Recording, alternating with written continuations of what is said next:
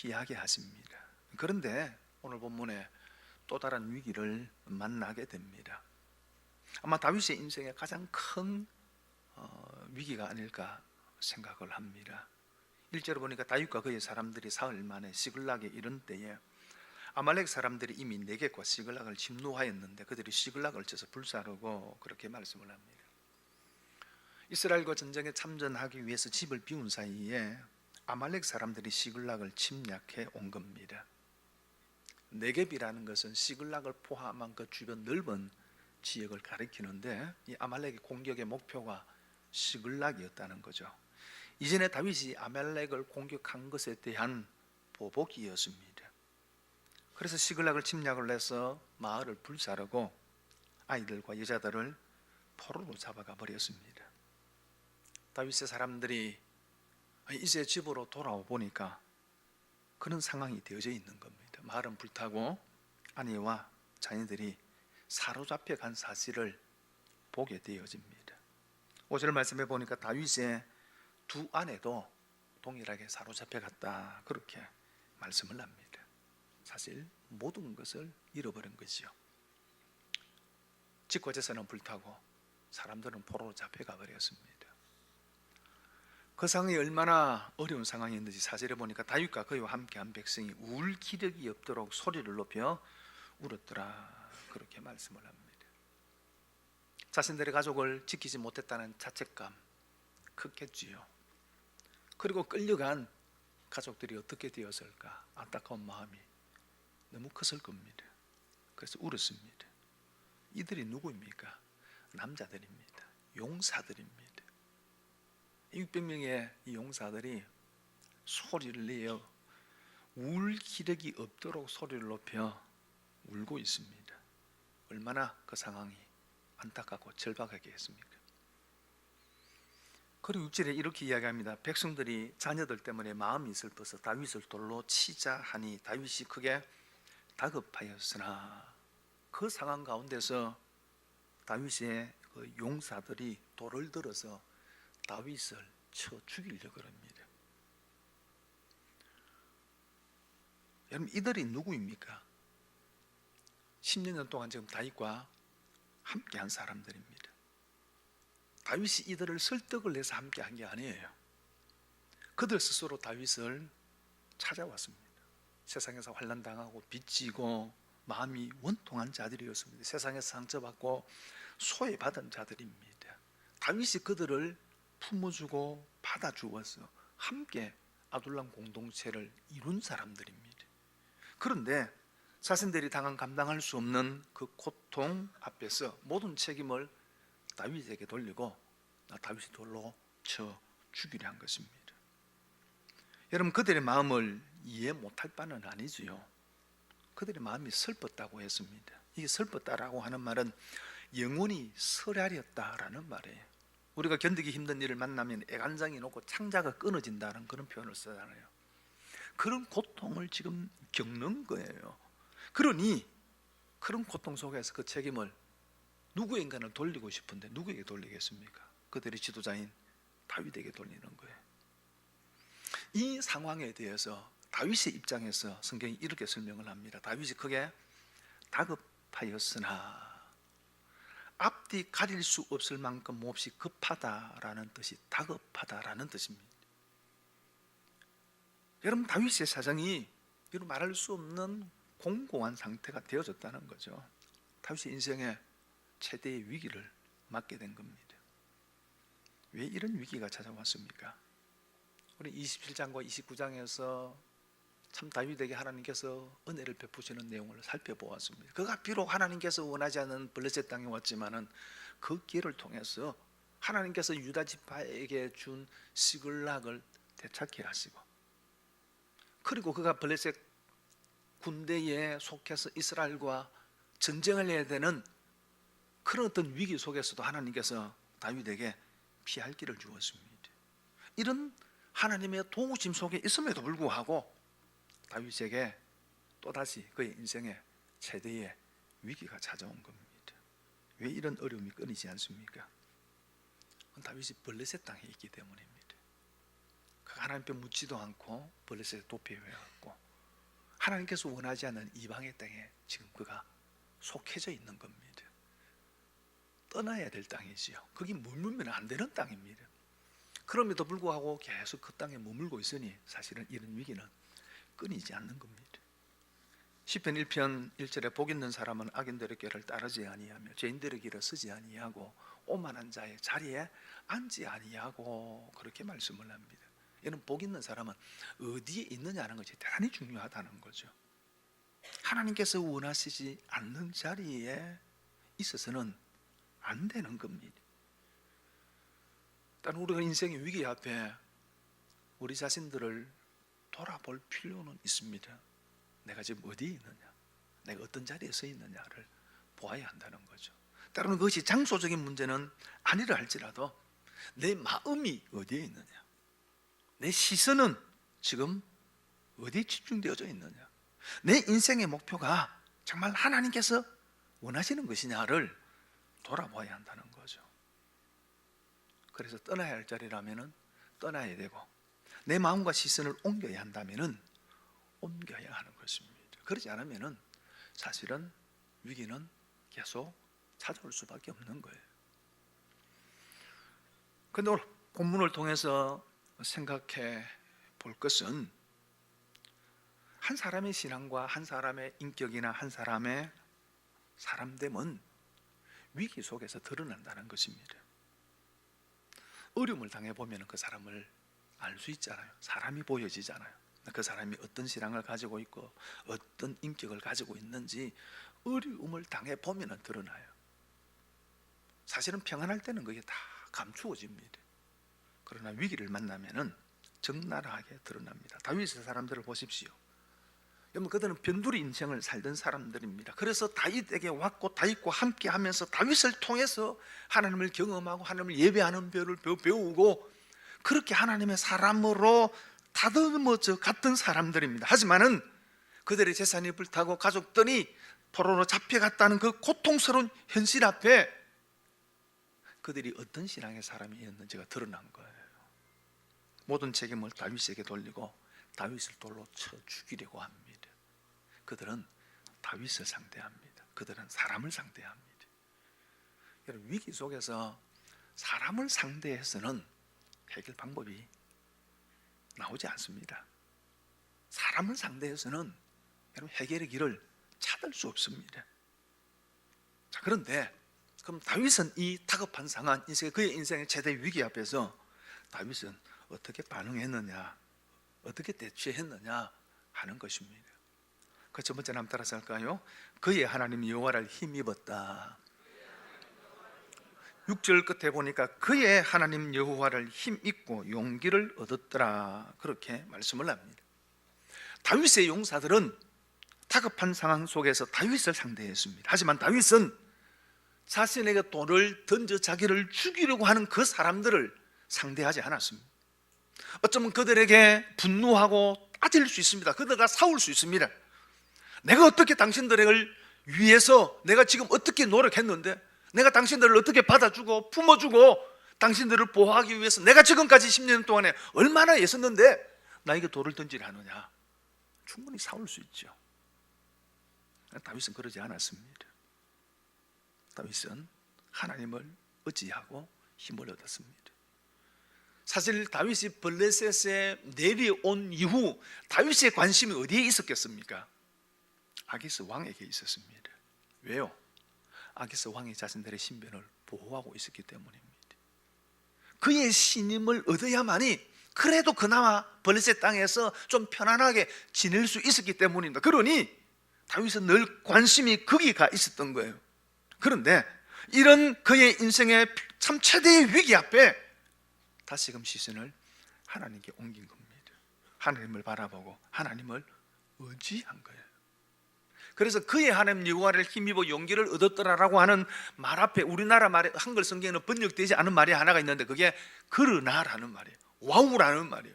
그러나 그의 하나님 여호와를 힘입고 용기를 얻었더라라는 것입니다.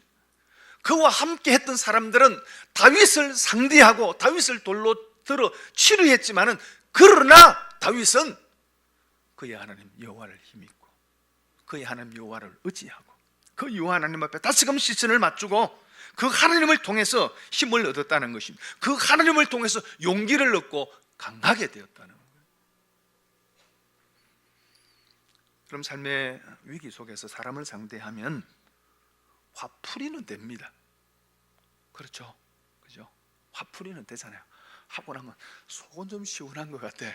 그렇다고 해서 문제는 해결되는 건 아니잖아요. 문제는 여전히 그 자리에 있는 겁니다. 여러분, 그러므로 하나님을 상대해야 합니다. 그래야지 상황을 이길 힘을 얻고 그래야지 상황을 해결할 수 있는 지혜를 얻을 수 있는 거예요. 근데 오늘 말씀에 좀 주의 깊게 보아야 될 말씀이 그의 하나님 여호와라는 말입니다. 여러분, 사무엘서를 다윗이 기록한 게 아니에요. 사무엘서를 기록한 익명의 한 하나님의 사람의 어떤 시선으로 지금 기록하는데 이렇게 기록하고 있는 거예요. 그의 하나님 여호와, 그렇게 표현하고 있는 거예요. 사무엘서를 기록한 사람의 입장에서 말하고 있는 거예요. 그러나 이 말을 바꾸어서 지금 그 문제 가운데 있는 다윗의 입장에서 이 말을 우리가 다르게 다시 선택하라면 이 말은 무슨 말이에요? 나의 하나님 여호와라는 말이에요. 다윗이 나의 하나님 여호와, 그 여호와 하나님을 힘입어 용기를 얻은 거예요. 그 인생의 최대의 위기 속에서 하나님은 다윗에게 나의 하나님이셨어요. 예수님께서 십자가상에서 7마디의 말씀을 하셨는데 네 번째 하신 말씀이 엘리 엘리 라마 사박다니라는 말씀이지요. 나의 하나님 나의 하나님 어찌하여 나를 버리셨나이까 라는 말씀입니다. 지난 금요 기도 시간에 이런 말씀을 드렸는데 잠깐 또 소개를 해드립니다. 사실 금요 시간에 한 내용을 주일날 다시 반복하면 안 돼요. 재생 안 합니다. 저는. 왜요? 그럼 온 사람하고 안 온 사람하고 똑같잖아요. 그죠? 안 해야 되는데 네. 제가 오늘 큰 마음 써서 말씀을 드립니다. 여러분, 구약의 선지서의 중심이 되는 주제가 그 중에 하나가 그 날이에요. 여호와의 날. 그래서 그 날, 여호와의 날이라는 말이 자주 반복해서 나옵니다. 그럼 그 날은 어떤 날입니까? 하나님의 심판의 날이에요. 그래서 범죄한 이스라엘 백성들에게 회개를 촉구하면서 그 날이 온다, 여호와의 날이 온다, 그러니 회개하고 돌이키라라고 하나님께서 말씀하시는 것입니다. 그리고 하나님께서 예고하신 대로 첫 번째 그 날이 왔습니다. 그 날이 언제입니까? 바벨론에 의해서 예루살렘이 멸망당하는 날입니다. 오늘 다윗이 겪었던 것과 똑같은 것을 그들이 겪게 되었습니다. 예루살렘 성은 불타고 성전은 무너지고, 그리고 수많은 이스라엘 백성들이 포로로 바벨론으로 잡혀갑니다. 그 날은 이스라엘 백성들에게는 심판의 날이고 슬픔과 고통의 날이었습니다. 그런데 그 날은 또 다른 한 날을 예고합니다. 그 날은 마지막 종말의 날입니다. 예수님께서 다시 오실 때에 이루어질 최종적인 심판의 그 날을 예고하는 것입니다. 여러분, 그 마지막 종말에 있을 그 날은 이스라엘 백성들이 2600년 전에 그들이 겪었던 그 날에 비교하면 그 예고편에 불과한 거예요. 마지막 종말의 그 날에는 어느 누구도 그 종말을 피할 수 없는, 하나님의 진노와 심판을 피할 수 없는 무슨 하나님의 진노와 심판의 날이 되어질 거예요. 그런데 첫 번째 그 날과 마지막 최종적인 종말의 그 날 사이에 하나님께서 또 한 날을 주셨습니다. 이날도 심판의 날입니다. 이날도 하나님께서 심판주가 되셔서 심판하시는 날입니다. 여러분, 누가 심판받습니까? 죄인이, 회개하지 않는 죄인이 심판받아야 하는 날입니다. 그런데 그날 심판받은 자는 죄인이 아니었습니다. 심판받는 자가 바뀌었습니다. 누구입니까? 예수 그리스도입니다. 그날 예수님께서 십자가 위에서, 하나님의 아들 되신 예수 그리스도께서 십자가 위에서 하나님께서 부으시는 그 모든 진노와 저주와 심판을 홀로 받으신 것입니다. 그렇게 심판을 받으신 것을 통해서 마지막 그날 최종적인 그날에 부어질 하나님의 진노와 심판을 피할 길을 예수 그리스도께서 십자가 위에서 열어놓으신 거예요. 그리스도의 십자가를 통해서 하나님께서 우리를 용서하시고 그리고 피할 길을 주신 거예요. 그 하나님께로부터 버림받고 그리고 온 인류가 받아야 할 그 무슨 진노와 심판을 그 십자가 위에 홀로 받으시면서 예수님께서 절규하신 말씀이 나의 하나님, 나의 하나님, 어찌하여 나를 버리셨나이까? 라는 말이에요. 그 무슨 진노와 심판을 어떻게 그 십자가 위에서 홀로 감당할 수 있었습니까? 어떻게 그 심판을 견딜 수 있었습니까? 그것은 하나님이 여전히 나의 하나님이었기 때문입니다. 그런 저주를 부으시는 하나님께로부터 버림받는 그 고통 속에서도 예수님에게 하나님은 여전히 나의 하나님이었습니다. 나의 하나님. 그 하나님과의 관계가 그 엄청난 진노와 고통을 견디게 한 겁니다. 다윗이 그 인생의 최대 위기 속에서 힘을 얻을 수 있던 건 역시 마찬가지입니다. 하나님이 나의 하나님이었기 때문입니다. 다윗에게 하나님은 지식적으로 아는 하나님이 아니었습니다. 그의 삶에서 체험된 나의 하나님이었습니다. 다윗에게 하나님은 그의 머릿속에 계신 하나님이 아니었습니다. 그의 가슴 속에 살아계신 나의 하나님이었습니다.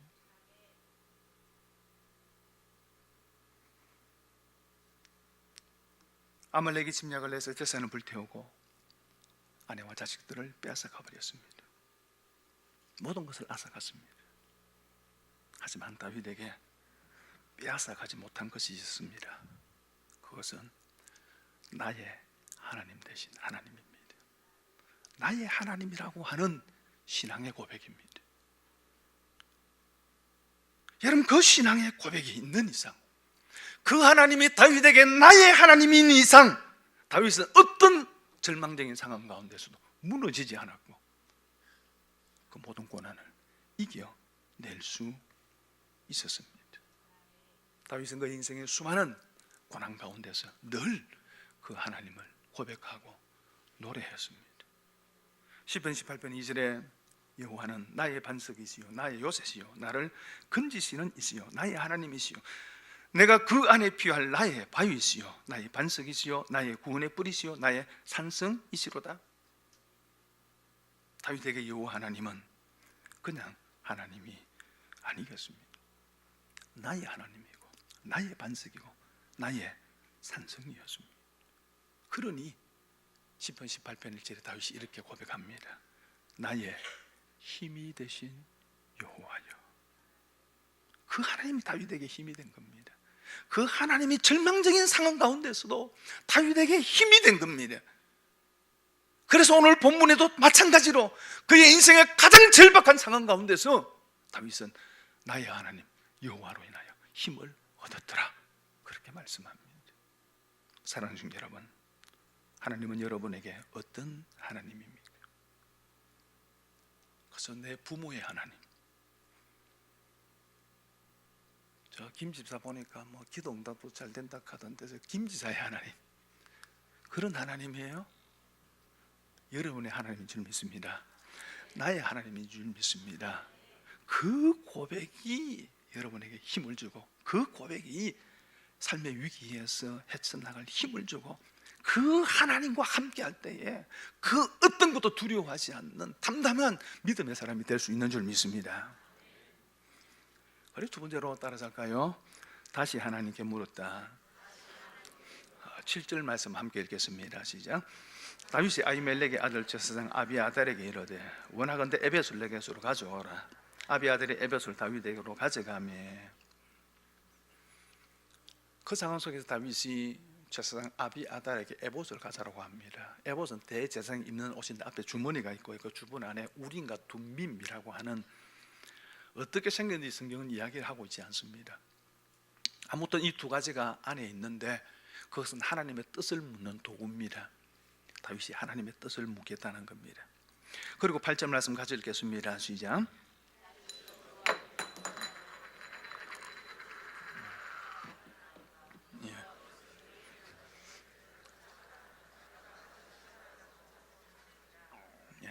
잠이 번쩍 깨지요. 이런 일이 한 번씩 있어야 됩니다. 그리고 다윗이 직접 하나님께 묻습니다. 하나님, 내가 이 군대를 추격하면 따라잡겠나이까? 하고 묻습니다. 사실 이것이 다윗의 원래 모습입니다. 다윗은 늘 하나님께 묻는 사람입니다. 그러나 그가 블레셋에 도피하기로 작정한 날부터 시작해서 거의 1년 6개월 동안에 한 번도 하나님께 묻지 않았습니다. 그런데 그가 그의 인생의 최대 위기 앞에 다시 하나님께 묻습니다. 그의 신앙을 회복한 거죠. 자, 그런데 여러분, 이 상황이 지금 에봇을 가져오라고 할 상황입니까? 그럼 이 상황이 지금 뭐 하나님 앞에 하나님 웃자까요 물어야 할 상황입니까? 아니잖아요. 뭐 해야 됩니까? 쫓아가야죠. 아니 뭐 제사장 불러고 에봇 가져오라 하고 뭐 하나님 웃자까요? 그럼 물을 시간이 어디 있습니까? 지금 1시가 급한데 쫓아가서 구해 와야 되지요. 여러분, 예수 믿는 사람들이 좀 답답하다고 느낀 적 없습니까? 여러분, 믿음이 좋아서 그런지 몰라도 저는 어떻게 보면 참 답답해요. 가서 해결하면 되는데 앉아서 기도만 하고 앉아 있는 거예요. 너무 뻔한 문제인데, 뭐 당연한 건데 기도하고 자시고 할 게 뭐예요? 가서 하면 되는데. 근데 기도하고 앉아 있거든요. 참 답답하잖아요. 당연한 문제인데 왜 기도해야 합니까? 그럼 하나님께서 지금 가지 마라 그러면 안 갈 겁니까? 근데 그 문제를 가지고 무슨 기도합니까? 근데 이 기도가 정말 중요한 기도예요. 다윗이 그 상황 속에 기도했다는 것도 중요하지만은 그 상황 가운데서도 너무나도 당연한 것, 쫓아가야 되는데 그 문제를 두고 하나님 앞에 기도했다는 것이 사실 더 중요합니다. 왜 그렇습니까?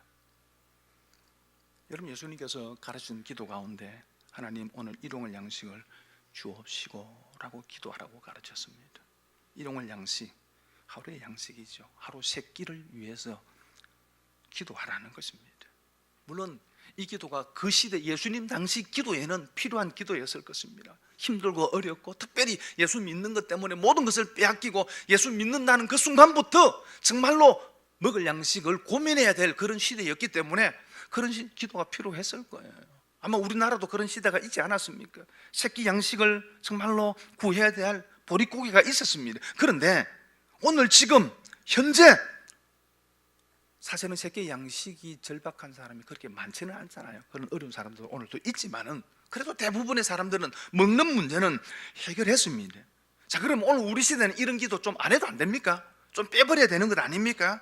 그리고 하루 세 끼 조금 우리가 노력하면 얻을 수 있는 것 아닙니까? 근데 뭘 그걸 가지고 기도합니까? 나가서 일하면 되지. 왜 기도해야 되는 거예요? 왜 주님은 우리에게 이 기도를 가르치고 계시는 겁니까? 이 기도가 의미하는 게 뭐예요? 단순히 먹을 양식을 구해라는 겁니까? 그것을 통해서 하나님의 주권을 인정하고 하나님의 다스림의 인생을 맡기라는 거예요. 여러분, 모든 것이 하나님의 손에 있고 모든 공급이 하나님의 손 안에 있다는 것을 믿으라는 겁니다. 우리가 숨 쉬는 것부터 시작을 해서 큰 지병을 고쳐지는 그 모든 과정이, 나에게 일어나는 모든 일이 하나님의 손에 있다는 것입니다. 냉장고에 먹을 것이 가득 차 있다 할지라도 그것을 공급하시는 분이 하나님이시라는 것을 인정하라는 것입니다. 그래서 내 인생이 하나님의 손 안에 있다는 것을 인정하는 기도가 일용할 양식을 구하는 거예요. 당연한 것을 구하는 거예요. 여러분, 그러므로 오늘 우리에게 일용할 양식을 주옵시고 라고 하는 기도는 내 삶의 주인이 누군지를 인정하고 시인하고 고백하는 내용이에요. 그리고 그 하나님의 주권에 다스림에 내 인생을 맡기는 거예요. 하나님, 이 작은 문제도 하루 세 끼 먹는 이것 가지고도 내가 하나님 손에 맡깁니다 라는 기도예요. 결국 신앙은, 여러분, 결국 신앙이라는 것은 하나님께서 우리에게 네 힘으로 살래? 내 힘으로 살래? 물으시는 하나님의 질문 앞에 하나님, 내 힘으로 살지 않겠습니다. 하나님 힘으로 살겠습니다라고 결단하는 게 신앙이에요. 다윗이 왜 너무나도 당연한 것 같은, 너무나도 뻔한, 물을 거 뭐 있습니까? 쫓아가서 찾아와야지. 그럼에도 불구하고 이 문제를 두고 하나님 앞에 기도하는 것은 하나님, 이 문제도 하나님 손에 있습니다. 너무 당연한 거지만은 하나님의 손에 맡깁니다라고 하는 기도예요. 여러분, 인간이 할 수 있는 가장 겸손한 행동이 기도예요. 기도하지 않는 사람은 무섭고 교만한 사람이에요. 자기 힘으로 살겠다는 거예요. 그래서 작은 문제도 하나님 앞에 구하는 겁니다. 기도하는 겁니다. 하나님 손에 맡기는 거예요. 다윗이 그 신앙을 회복합니다. 말씀을 정리해야 합니다. 인생의 최대 위기 속에서, 정말로 다급한 문제 속에서 어떻게 해야 합니까? 다시금 하나님께 시선을 돌려야 합니다. 하나님을 의지하고 그 하나님이 나의 하나님이라는 사실을 다시 한번 확인하고 고백해야 합니다.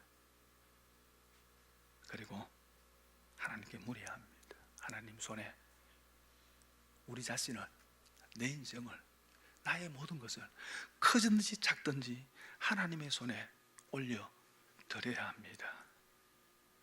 그때 하나님께서 말씀하십니다. 다윗에게 가라, 도로 찾을 것이다. 오늘 이 응답이 저와 여러분의 기도에 있기를 주의 이름으로 축원을 드립니다.